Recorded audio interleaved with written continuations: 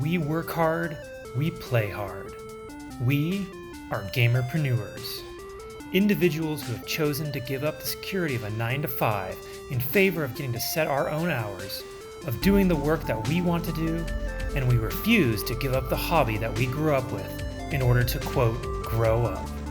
We have learned countless laws of life and sales from the games that we play, and we excel in everything we do. We see the wonder and glory in every interaction. We fit in awkwardly with the rest of the world because they don't understand our quirkiness, and we wear it as a badge of pride. We are focused, clear, and know what we want. We are gamerpreneurs, and we are taking over the world. Hi there, everybody. Welcome back to the Gamerpreneur podcast. I'm your host, Dr. Bradford Carlton. Today, I have a very special guest for you. I have Lindsay McCoy. Hi there, Lindsay. Hi. How are you doing today? I'm doing okay. Other than being a little bit sick, I'm enjoying my winter break from school. All right, wonderful. It's a beautiful sunny day in Las Vegas today. How about yourself? Where are you at? I'm over in Pullman, Washington, so it just snowed yesterday. Very different weather. It's not such a pretty area. No, it's a beautiful area. The weather's kind of fun, though, we'll say. Yeah. So it's gonna snow again on Thursday. So I think I'm gonna have to leave for my family probably on Wednesday to miss the snow. Okay. All right. Well, I want to start by, why don't you tell us a little bit about yourself? So in case nobody knows who Lindsay is. Okay, well, let's see. How do I make this like Reader's Digest version? I'll start off with the easy stuff. I'm currently a graduate student in a program called Apparel Merchandising Design and Textiles at Washington State University. My whole life, I've been an interdisciplinary visual artist, so I am very skilled at multiple art disciplines. And my favorite discipline in the arts, I would have to say, is probably modeling and photography, followed very closely by digital art and drawing. I'm definitely like pretty nerdy. I like video games and anime and collecting stuff, but I'm also really fashionable. I love fashion and clothes and art and communities and media. So I'm kind of all over the place. All right, that's wonderful. All right, so I'm gonna, before we kind of unpack all that, let's, I always start with this question. It's kind of a fun question just to get us started. So on a scale of 1 to 10, 10 being high, how weird are you? Let's see. If 1 is like completely like boring robot and 10 is like off the wall bonkers, I'm probably at least an 8. Okay, why is that? I wouldn't say I'm well, when I think about weird people, I think about 10s being maybe people who are like 100% weird like all the time. And I've met some of those people and they are pretty funny, but like sometimes it gets to the point where it's like super obnoxious. And I'd say my anxiety and social skills kind of takes me down a few notches because like kind of similar to a lot of the people, I do want to like make good impressions and impress people, but I'm really focused on being genuine and having fun, and I definitely mentally still feel like a kid, so. Okay, well, if being genuine and having fun makes you weird, then I guess we all should want to be weird, huh? I think so. If you're not weird, you're probably not my friend, so. All right, so this is the Gamerpreneur, so I want to know your gaming cred. Gaming cred, okay. I would say I'm not much of a online multiplayer kind of gamer. I'm more of like a single player, like console video gamer. The Legend of Zelda is definitely like my key main series. Which is your favorite? It's kind of a tie between Ocarina of Time and Breath of the Wild. They're both like kind of like a 10 for me, and it's like they both have different aspects that make them kind of hard to pick between. Because Sure. Ocarina of Time, I mean, how can you really ever replace that? Oh, Um, it's the OG. It was one of like the first real 3D games that was just epic. yeah, and there's a really good online series that like breaks down like the entire game and like the themes, and you realize just like why it had such a huge impact on so many people because there's this like really like three-layer deep like levels of just like storyline and themes, and you're just like it was mind blowing to watch. Well, if you're gonna dig deep into a game, Majora's Mask is way creepier if you start looking into that one. Yeah, yeah. I need to actually I feel ashamed to say I haven't finished it just because as a kid it was I liked Ocarina of Time more. Time with my anxiety, timing really just makes things less enjoyable. Which that's kind of like a big part of the game is like timing and like pressure, and so that's probably why it didn't appeal to me as a kid. I am planning to actually like play through it. I own it. So yeah, there's that. Um You'll love it. It's one of the best. Like between Ocarina and Majora, Ocarina definitely wins, but Majora just has a special place in my heart. yeah, yeah, same with my boyfriend. And I watched, oh, I can't remember what it's called, but somebody did like this really like high definition like video sort of like remake of the intro, or like it almost looks like a movie. What do you call them? Um, like preview. Somebody made this really cool Majora's Mask video. So, Okay, that's all right. So let's move on. What's a game you're looking forward to coming out soon? I would say probably Animal Crossing for the Switch. I'm right there with you. I can't wait to start shaking trees again. Yeah. Well, I've been playing the phone version, the camping one, and I like it.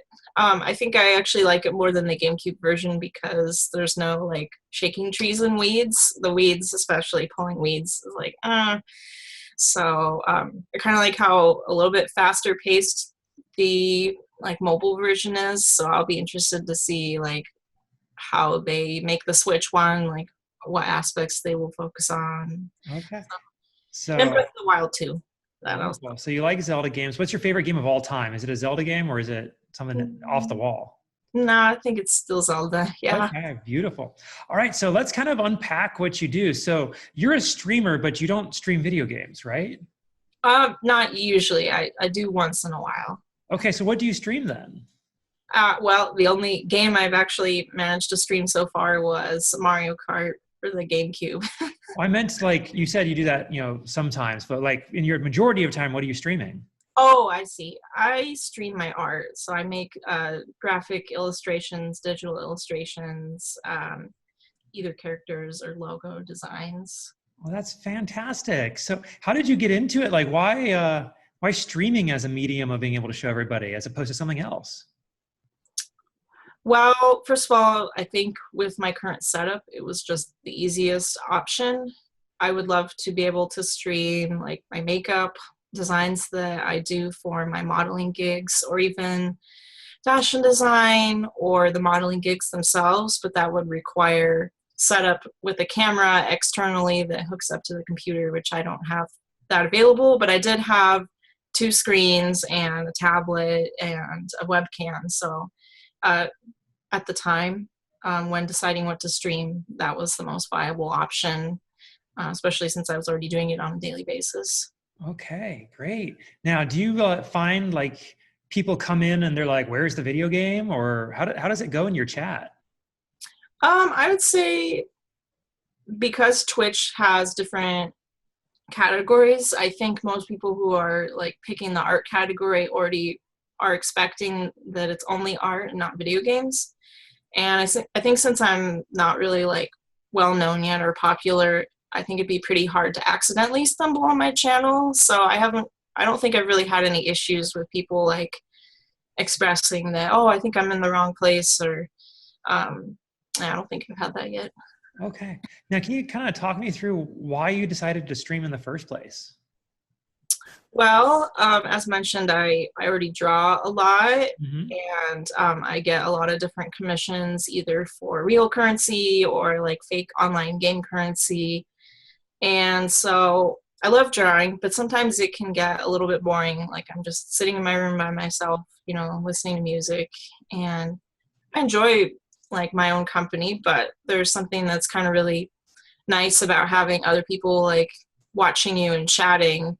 I kind of almost imagine like being in a living room and having a bunch of friends like sitting around doing their own thing and just everybody doing arts and crafts and talking, except it's virtual. So I enjoy the company while I'm doing something I love. Okay. Now, so you just decided one day I'm just going to start drawing on Twitch and see how it goes, or was it something deeper? Um, well, my boyfriend, he used to stream his video games. He recently had to stop because he got really involved with Madden video game modding community, and so he decided to sacrifice Twitch for that because he's getting pretty popular with that already. But when I first met him, he was always streaming Monday through Friday, and I thought it was really cool watching him. And then when he started to learn more about me, he asked me like, how come you don't stream your art? And like, I think you should, look into it. I think you'd have fun. And so I was like, yeah, that looks fun. I want to try it. So he guided me through the process and taught me all about it. So it was the boyfriend's fault. It Yeah. usually is. Yeah.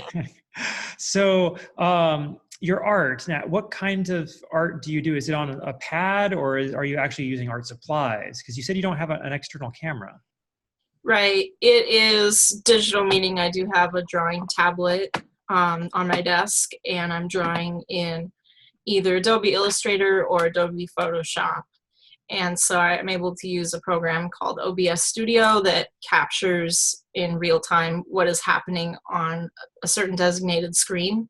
And so basically, even if I exit the application, somebody can see my desktop and what I'm doing.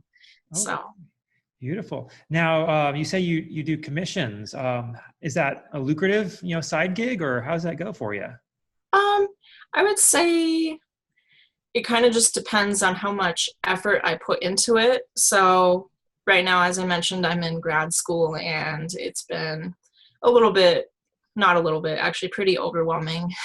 So I've had to make a lot of sacrifices, which means even I had to stop streaming and going to the gym for a couple months. So that kind of is frustrating. But when I do actually have time to like put effort into my artwork, for instance, that would include digital drawing commissions, graphic design commissions, also photo retouching commissions. Then I usually, it's not, I wouldn't say it's like lucrative, just because I just haven't had the time to put into like advertising and community building and getting my name out there. So it's kind of a few people here and there. Okay, so I want to spotlight your work. So what kinds of things do you make for people? I make, in terms of digital like drawings, Yeah. most people order characters, either original, usually original characters, or if they have an online avatar, little character that they really like, that they dressed up a certain way. Recently, I also got a commission for logo design. So I have a friend who, she has a perler art business, those little like plastic beads you melt. And so she needed a whole logo and character design. And I've done also just standard logos, like word art and that kind of deal. And the photo retouching is usually people asking me to make their photos look super cool or fix something. Okay, and this is something you enjoy. Mm-hmm. I Okay. did. Which of those different things you just mentioned, like if you could just be on a desert island doing that all the time, what would it be? I'd say the character drawing. I definitely enjoy drawing characters and people the most. Okay, now how does that work exactly? Do they like give you some idea? I want like a wolf with like red eyes, or like do they just tell you exactly what they want, or do you have to make it up yourself? Usually, well, so I'm part of an online forum community that's called Gaia Online. and I have a fake little shop, and we there's fake currency on the site, and so I actually made an order form that people fill out. So I ask people like, like what type of art, because I have different styles, and like how much of the character do you want, like just their head or like from their waist up, and then it'll ask for like picture references or descriptions. So people usually have a pretty good idea of what they want already. A lot of people online, especially in communities that are focused on more like anime or video games, they tend to have like original characters. So I'd say maybe like 5 to 10% of the time I might get somebody that just says like, I just want, here's kind of an idea, and go crazy with it. But they usually know what they want. Okay. How did you even get into this? I mean, you were a gamer growing up and then art. Well, the gaming started as a kid. I would say back when like the SNES came out, like just a little bit before the N64. My nana, she had one of those consoles, and so I kind of played it. But it was really when I met like my two best childhood friends, Kaylee and Michael, and they had an N64. That was when I kind of became officially a gamer, because we played together the Ocarina of Time game. Michael couldn't read, so I read the whole game to him, and he played the game. In terms of art, though, I mean, I've been told many stories by my family of my earliest art pieces. Some of them, baby stuff like smearing whatever babies could, applesauce. So lifelong artist. Yeah. Wonderful. In terms of digital art, I would say it kind of started with a couple things. I got my first computer when I was, I think, 10 or 11. And then I actually had an uncle who, he does a lot of tech work. And so he just always seems to have a lot of like devices and extra tools. And he happened to have a tablet, a drawing tablet. And he gave it to me, and he also gave me Photoshop when I was 11. And so I had started learning to draw. And then through a mutual friend, I discovered the Gaia online website. So I've actually been on it for a very long time. And so as a 12-year-old, I went on this website, and I saw that you can make fake art shops for like fake currency. So I like basically taught myself how to like make a business and do commissions like from a really young age. So You've been doing commissions since 12 years old. yeah, Right on. That's awesome. Like, even though they weren't for real money for a long time, but even still, I mean, to have a job and then to do it at that age is incredible. yeah, I mean, I'm always quite shocked when I think back about how many skills just going on this website taught me. Just like learning how to interact with like customers and have like a storefront and branding. I mean, there's so much that went into it, and I had no idea. I thought it was just all fun and games, and then I realized it could all be for like real money. So. All right. So once you're done with grad school, what's the plan? Yeah. Well, I mean, plan number one is find a career that's like sustainable for me. I've kind of struggled because I'm not really the kind of person that wants to live the starving artist lifestyle, meaning I love making art, and I love putting it in galleries once in a while, but I can't handle the sort of instability of that kind of lifestyle. I need some structure. So I feel like I'm a pretty balanced person. I like some freedom, but I also like some structure. And so it's really hard to kind of find something that's in the middle.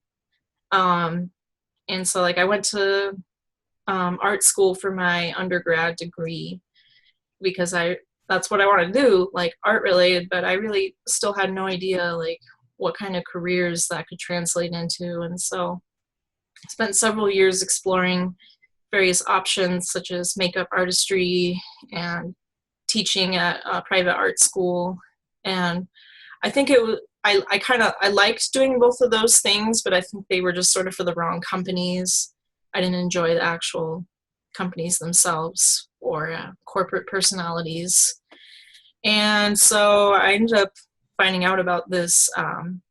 It's not a fashion design program, since it also focuses on apparel and merchandising and textiles. But I really liked what an interdisciplinary and in-depth program it was. And especially since I've been doing modeling for 10 years and in the fashion industry and doing runway shows and constantly surrounded by clothing, I thought that it was the perfect fit. So ideally, I would like to get some sort of career with a business or corporation that fits my personality, somewhere that I'm doing some kind of artsy design work, but not like 100%. Like, I expect it to be mixed with some of my other skills, research, or just general business stuff. All right, that's wonderful. So, if you could go back in time to 12-year-old you, and convey in just a couple sentences, what she needs to know in order to like get to where you are as quick as possible, what would you say? Gosh, what would I say? I would say don't be so confined, be open to new ideas, because actually when I was 12, I had no interest in fashion, and I thought that girly stuff was, I don't know, like, just, I hated it. So very different personality switch. I would just say, yeah, be more open to like ideas, try more new things. Because I was trying a lot of new things, but I think I could have tried way more things, and I was too reclusive back then. Okay. Let's say this. You've been fairly single-minded. It sounds like your entire life when it comes to art. You kind of seem to have always wanted to do art to some extent. If you could have done something else, what would you want to do? I don't know if this is related to art, but I really did for a long time want to actually have modeling as my profession. And I did try. I tried extending beyond just having it as a hobby and actually applying to agencies, and even at one point thought about getting into like acting. So my mom, she went to college with the current president of I think it's the CW network, or am I saying it? Is that the right one? CW, yeah. Yeah. And so I scheduled a meeting with him, and I just wanted to talk to him. So I was like, yeah, I'm so lost. Like, I don't know what I want to do. Like, I told him all these things I love, and he was like, well, just, you got to make sure you don't go into something for the wrong reasons. Like, he expressed to me, a lot of people go into acting because they think they're going to become celebrities and make a ton of money. And he's like, that's not why you should get into acting. You should do it because you genuinely love acting. And I was like, well, that's true. And I feel like as a model, I do a lot of acting. It's just, instead of moving film, it's just still. So I'm usually playing out stories through my poses and such. So I kind of wish I had gotten more into like modeling, or could have made a like profession in that sort of area, acting, modeling. But yeah, I just was a little bit too reclusive and confined to just like the drawing stuff. That's all right. Live and learn, right? Yeah. Okay. Well, so it sounds like you've had a lot of like great success on your journey on this path. This has been wonderful for you. If it's okay, I'd like to humble you for just a second. And do you have any stories about a commission you've just utterly bombed? It's kind of hard to think. I didn't have one that like rushed to my mind like very first thing. I think because I'm so honest and forward about making changes for people. And so I always express that like I'm totally willing to like redo it or change it if you're not happy with it, because I'm offering a service and a product to somebody. And my dad owned his own business pretty much my whole life, so I was from a young age also taught those business skills from him. I think one time I had a customer who wanted a logo design, and I just couldn't grasp what she wanted. And I think she ended up not picking any of my logos. I think I did maybe like 10 different ones and just couldn't seem to get it. But it wasn't like a horrible experience or anything. How does that feel? You do all this work and they're just not happy?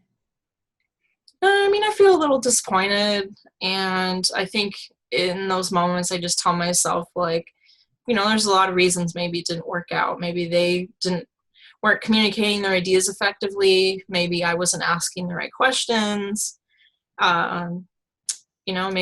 Maybe I just needed more time to grow and refine my skills. So I don't usually worry about it too much. I just know it's just kind of what happens in business in general. Not everybody's going to be happy, and you just got to learn from those.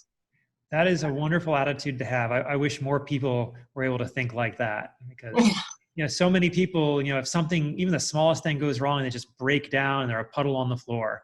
So good for you. What's something that you think people misunderstand about you as they start to get to know you? Well, I guess it would depend on maybe more the specific scenario or like activity of what I'm doing. In terms of maybe art streaming, I don't know if I'm pretty straightforward and like honest and open. I think maybe the only thing that people tend to misunderstand is that I am pretty like expressive and weird and artsy and actually pretty outgoing, but I've kind of had a lot of negative experiences in my life that have kind of made me a little bit more reserved at first, and maybe even like quiet, because I tend to have anxiety about like saying the wrong thing and then kind of regretting ever opening my mouth. It's kind of that. I think every human kind of struggles with that, like, do I say nothing or do I say something and say the wrong thing, just back and forth. I'm right there with you. And I did that in professional environments all the time. And you just get looks. So I understand. Your chat on your stream, are they generally a good chat? Are they supportive? Or are they kind of trolly? I would say they're generally very supportive. I haven't had any trolls that I can remember. And I'd say that's primarily because whenever I start my stream, I usually advertise it on Gaia Online. And so the people who are even interested in watching art are going to be the ones that actually click the link to begin with. So, and then also like not being very well known or popular. I think trolls tend to seek out bigger streamers and chat rooms that have more people where they can, get their attention. So I haven't had anybody come in and do anything weird. Well, that's a good thing at the very least. Yeah. Now, your chat, what do you think the best compliment they've ever given you was? Because obviously, that looks great. That's amazing. Right. What's the one that like touched you? I've definitely had, and I've definitely received many compliments, and also a lot of people showering me with cheers, which is exclusive to Twitch. I'm having trouble like remembering a specific one, but I think it was just something along the lines of like, I really love your style, and I think it's like super unique, and your lines are really clean. And a couple people at one point asking me to actually teach them how to draw something, or like I think somebody asked about how do you make clothing look transparent on a character in a drawing. And so I was like, yeah, I'm more than happy to like, show you while I'm on stream. Like, I don't mind taking a little pause from the main drawing. So. Okay, yeah. Wonderful. Have you ever taken anybody up on that, giving them lessons? Not, well, I mean, besides, just little bits and pieces on my stream, I've done art teaching, and I'm actually currently doing art teaching as well. On Sundays, I actually teach 1 hour art class at the local Chinese school, which is like a school for children whose parents live here in the United States but still want them to learn about their customs and general knowledge. So I've been doing that. I don't think anyone's ever really asked me like personally, like, hey, can you teach me art? But I would be happy to. Wonderful. All right. Well, this has been a fantastic interview. I really do appreciate you coming on with us. Before I let you go, though, how do people find you? Where do they get in touch? Where do they find your art, Instagram, Twitter? Yeah. Currently, I have 3 Facebook pages. So I try to keep my names and titles pretty consistent. So if somebody wants to look for my modeling work, then you can always find me under Lindsay McCoy Model. So that's my website name, that's the name of my Facebook page, the name of my Instagram page. And then if somebody wants to find just my actual digital drawings, then they can find me on a website called DeviantArt. And my general gamer name is Anortha, and that's spelled Annortha. And I'm trying to think what else. I don't have a Twitter. I have a sort of cutesy, artsy Instagram that's called Kawaii My Life. And, well, of course, Twitch. On Twitch, I'm just Lindsay McCoy. And Gaia Online is also Anortha. Uh-oh. Uh-oh. Can you hear me? Oh, now I can. Okay. My internet junked out for just a second. So good thing I was wrapping up. So let's do that. Yeah. Well, Lindsay, thank you so much for coming on. We really do appreciate it. This was a fantastic spotlight on someone who's a gamer, but may not necessarily be 100% on the gaming side on the stream. So, rock on for, following your bliss and doing what you love. Thank you. Yeah. I know it's not always easy in today's economy and all that to do what you love, and a lot of people have to find ways where I'm at right now. But ideally in the future, I'd love to find, a way or multiple ways that I can make what I do and what I love, profitable. So. Okay. Well, thank you again for coming on. And with that, I'll tell you, you take it easy. Thank you. You too. Hey, if you like this podcast, I'd love to invite you to check out a little bit more about me, Dr. Bradford Carlton, Gamerpreneur. If you go to my website, www.thegamerpreneur.com/bonus, I'm going to give you a free copy of my book, The Warcraft of Business, where I explain my history in both gaming and business and how I brought the two together in order to create some very successful companies and help a lot of people. And all you got to do is pay for shipping and processing, and I'll send you this book. I absolutely know you're going to love it. All right, you all take it easy.